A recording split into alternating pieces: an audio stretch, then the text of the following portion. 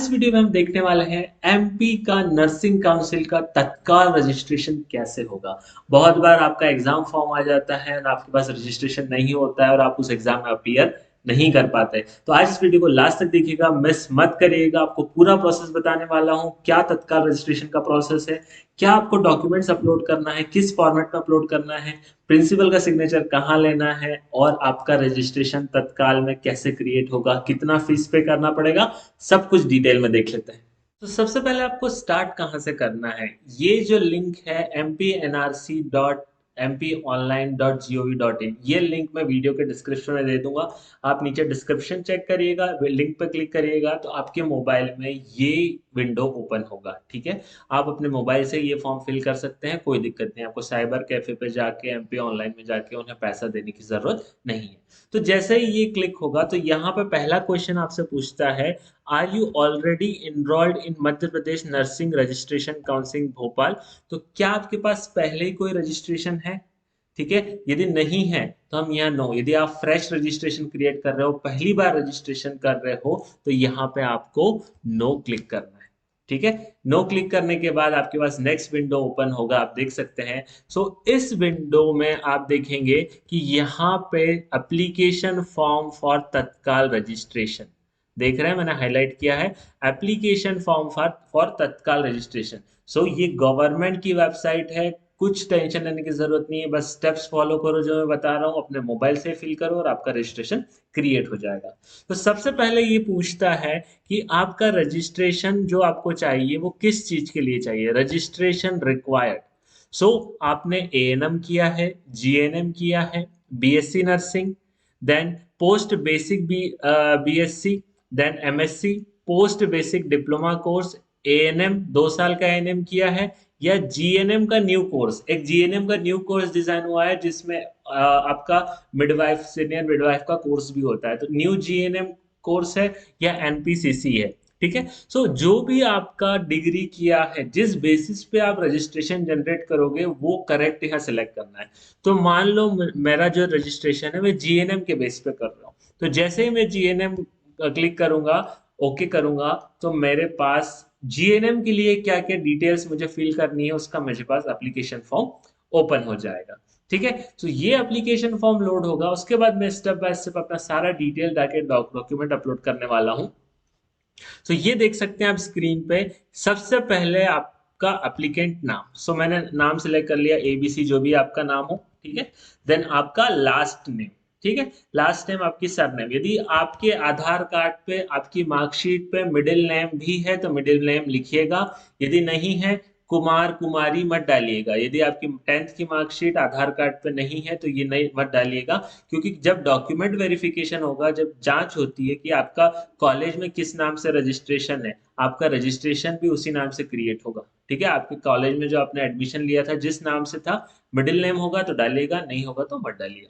उसके बाद आपके फादर या हस्बैंड का नाम, मदर का नाम, ये सिलेक्ट करने के बाद आपका कैटेगरी, आप अनरिजर्व्ड है, एससी है, एसटी है। ठीक है, सो मैं सिलेक्ट कर लेता हूँ एग्जाम्पल के लिए अनरिजर्व के लिए। फादर का नाम मैं डाल देता हूँ राम। ठीक है, मदर का नाम मैं डाल देता हूँ उषा। ठीक है, कुछ भी रैंडम मैं अभी डाल रहा हूँ जैसे आपको बताने के लिए।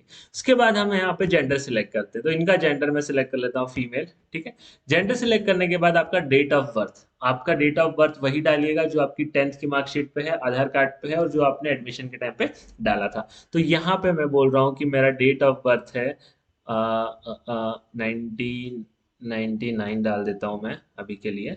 ठीक है, तो आज की डेट ही डाल देता हूँ, 1 जुलाई 1998। तो यहाँ आपका एज कैलकुलेट करके वो बता देगा कि आपका जो एज है एज ऑफ नाउ कितना आ रहा है, ये है 24 साल और 24 साल 1 दिन। ठीक है, तो ये आपका एज यहाँ पे दिखा दिया। उसके बाद मैरिटल स्टेटस, आप मैरिड है, सिंगल है, डिवोर्सी है, ये डाल दीजिएगा। फिर रिलीजन, हिंदू मुस्लिम सिख, जो भी आपका रिलीजन है आप रिलीजन डाल दीजिएगा।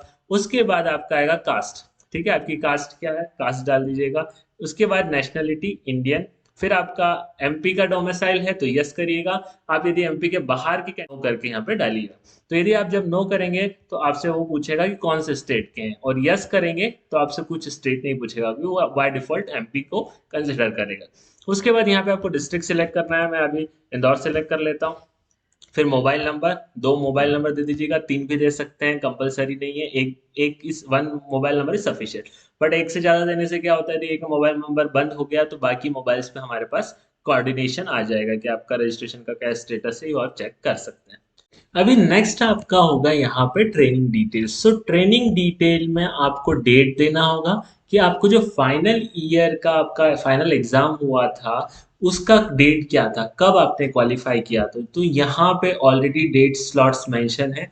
आपका जब भी एग्जाम हुआ था वो आपको सिलेक्ट करना है और आगे प्रोसीड करना है। नेक्स्ट है आपका ट्रेनिंग सेंटर। अब जो गवर्नमेंट मध्य प्रदेश नर्सिंग काउंसिल द्वारा मान्यता प्राप्त इंस्टीट्यूट्स है, मान्यता प्राप्त महाविद्यालय है, उनका लिस्ट यहाँ पे दिया हुआ है। तो आपके इंस्टीट्यूट का जो भी कोड है, जो भी नाम है, वो इस लिस्ट में से आपको सिलेक्ट करना है।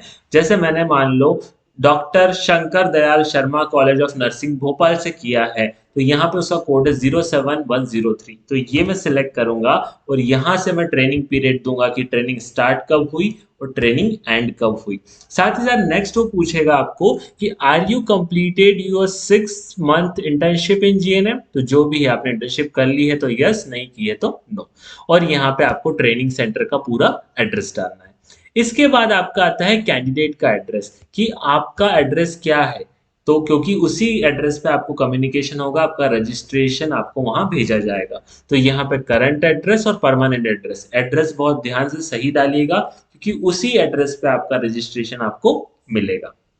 उसके बाद आपको यहाँ पे आपका एजुकेशन क्वालिफिकेशन डिटेल्स डालना होगा। 10th, हायर सेकेंडरी, ये 2 कंपलसरी है। उसके अलावा और कुछ आपका सर्टिफिकेशन है तो वो भी अदर्स में आप डाल सकते हैं। तो यहाँ पे आपको बोर्ड का नाम, सब्जेक्ट, पासिंग ईयर, परसेंटेज और रोल नंबर, ये 4-5 चीजें आपको यहाँ पे मेंशन करना है। अभी नेक्स्ट आ जाता है हमारे पास टेस्टिमोनल। ओके, टेस्टिमोनियल्स क्या है, मतलब आपने ये किया है, आपने ये डिग्री की है, इस डिग्री का कौन सत्यापित करेगा, कौन एविडेंस देगा। ठीक है, तो यहाँ में टेस्टिमोनी आपको डालना पड़ती है। तो जैसे आपने डिप्लोमा इन जनरल नर्सिंग किया है, या qualified in qualification in certification of BSc, या पोस्ट बेसिक बीएससी किया है, तो इसका टेस्टिमोनल कौन देगा। यहाँ पे आपको दो लोगों के डेजिग्नेशन, नाम, एड्रेस और डेजिग्नेशन लिखने हैं। ठीक है, इसमें आपके प्रोफेसर हो सकते हैं, आपके प्रिंसिपल हो सकते हैं, कोई सीनियर गवर्नमेंट ऑफिसर हो सकते हैं, जो ये टेस्टिमोनी देंगे कि आपने ये डिग्री किया है और वो उसके क्या है, साक्षी है, या वो एज अ एविडेंस है उस चीज के। ठीक है, तो उनकी टेस्टिमोनी के बेस पे आपको ये रजिस्ट्रेशन आपको इशू कर दिया जाएगा। ठीक है, तो ये कंपलसरी है, बहुत ध्यान से करिएगा। यहाँ पे टेस्टिमोनीज आपको 2 मेंशन करना है, पर्सन 1 और पर्सन 2, इनका नाम, एड्रेस एंड डेजिग्नेशन। इसके बाद भी आपको कुछ डाउट आता है तो मुझे कमेंट करके बताइए, मैं जरूर आपके डाउट सॉल्व करूंगा यदि कुछ भी आपको प्रॉब्लम आती है तो। यहाँ पे उसके बाद नेक्स्ट पार्ट बहुत इंपॉर्टेंट है। यहाँ पे आपको नर्सिंग काउंसिल का यदि पहले आपका रजिस्ट्रेशन है या किसी और स्टेट में आपका रजिस्ट्रेशन है तो वो डिटेल्स देना बहुत जरूरी है, क्योंकि नर्सिंग काउंसिल के पास ये डिटेल्स होना चाहिए कि और कहाँ कहाँ आपका रजिस्ट्रेशन है। या पहले यदि एमपी में आपका रजिस्ट्रेशन हुआ, फिर रजिस्ट्रेशन आपका एक्सपायरी हो गया, आप रिन्यू नहीं करवा पाए, तो वो डिटेल भी आपको यहाँ पे देना होगा। ठीक है, उसके बाद आपका आएगा लास्ट सेक्शन, डॉक्यूमेंट अपलोड करने का। ठीक है, तो ये सारे डॉक्यूमेंट आपको 200 केबी के कम साइज में अपलोड करना है। तो यहाँ पे 10th की मार्कशीट आएगी सबसे पहले, फिर 12th की marksheet, training period and internship certificate, first year marksheet, second year marksheet और थर्ड ईयर मार्कशीट। ठीक है, सो ये चारों आपकी मार्कशीट आपको 3 साल की आपको मार्कशीट यहाँ पे अपलोड करनी होगी, साथ में 10th 12th और ट्रेनिंग और इंटर्नशिप सर्टिफिकेट भी यहाँ पे अपलोड करना होगा। उसके बाद नेक्स्ट आपका आ जाएगा, यहाँ पे आपको आपका फोटो अपलोड करना। तो यहाँ पे आपको एक बात ध्यान रखना है कि आपको जो सारे डॉक्यूमेंट्स है ये आपके प्रिंसिपल से अटेस्टेड होंगे। सो प्रिंसिपल आपको वहां पे साइन करेंगे और आपके कॉलेज का सील लगेगा, उसको बोलते हैं अटेस्टेड करना। ठीक है, तो आपके सारे डॉक्यूमेंट्स आपके प्रिंसिपल, कॉलेज प्रिंसिपल से अटेस्टेड होने चाहिए। और student have to upload photo in college uniform, otherwise photo will not be consider. आपकी जो भी कॉलेज यूनिफॉर्म है उस कॉलेज यूनिफॉर्म में आपकी फोटो डालना है, एल्स आपकी फोटो एक्सेप्ट नहीं होगी। तीसरी चीज, आपकी जो फीस है ये 100 rupees BSc nursing nursing application के लिए, और अदर के लिए 50 रुपीज है, और 50 रुपीज पोस्टल चार्ज, ये नॉर्मल फीस है।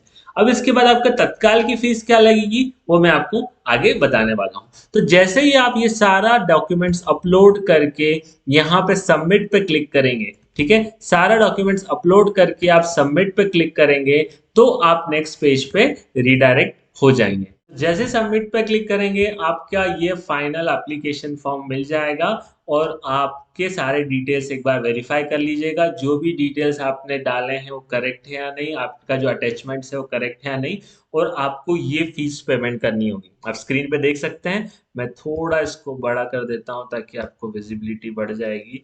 सो यहाँ पे आपका जो टोटल फॉर्म फीस है ये 5820 लगेगा, ठीक है, तत्काल के लिए। ठीक है, तो तत्काल के लिए आपको 5820 रुपये लगेगा, plus 100 rupees postal charge. Okay, तो टोटल 5920 रुपये देना होगा। अभी यहाँ पे जो आपकी तत्काल की फीस लग रही है ये आपकी एक्स्ट्रा लग रही है, क्योंकि ऐसा नॉर्मल फीस कम है। मगर आप तत्काल में चाह रहे हैं, आप चाह रहे हैं कि मेरा एप्लीकेशन फॉर्म फिल करना है, मुझे मेरी डेट निकल रही है, मेरे पास रजिस्ट्रेशन नहीं है, तो आप तत्काल के थ्रू जाए। यदि नॉर्मल प्रोसेस से जाना है तो मैं ऑलरेडी एक वीडियो बना चुका हूँ कि नॉर्मल प्रोसेस से कैसे अप्लाई करना है, वो वीडियो जाके आप देख सकते हैं, ताकि आप नॉर्मल प्रोसेस से कम फीस पेमेंट करके अप्लाई कर सकते हैं। बाकी अपना पूरा एप्लीकेशन फॉर्म अपना मोबाइल से फिल कर सकते हैं, डॉक्यूमेंट्स करेक्ट अपलोड करिएगा। और भी कुछ आप डाउट है तो मुझे मैसेज या कमेंट कर सकते हैं। All the best.